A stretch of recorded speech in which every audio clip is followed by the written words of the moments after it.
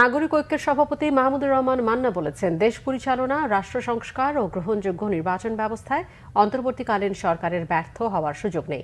তবে সরকার যদি কোনো বিষয়ে ভুল করে তার সমালোচনাও করবেন বলে জানিয়েছেন তিনি। দুপুরে নারায়ণগঞ্জ প্রেস ক্লাবে নাগরিক ঐক্যের জেলা কমিটির আয়োজনে অভ্যুত্থান পরবর্তী বাংলাদেশ নিয়ে আলোচনা সভায় তিনি এই কথা বলেন। মান্না আরও বলেন, দেশে যাতে আবারও কোনো স্বৈরাচার ফিরে আসতে না পারে সেই জন্য বিধিবিধান ঠিক করতে হবে। সংবিধানের যে ধারা বা অনুচ্ছেদগুলো একটি সরকারকে স্বৈরাচার হওয়ার সুযোগ দেয় তা বাতিল করতে হবে। অনেকে এই সরকারকে বিভিন্ন সময় বেঁধে দেওয়ার চেষ্টা করেছে, যা ঠিক হচ্ছে না বলেও মন্তব্য করেন মান্না।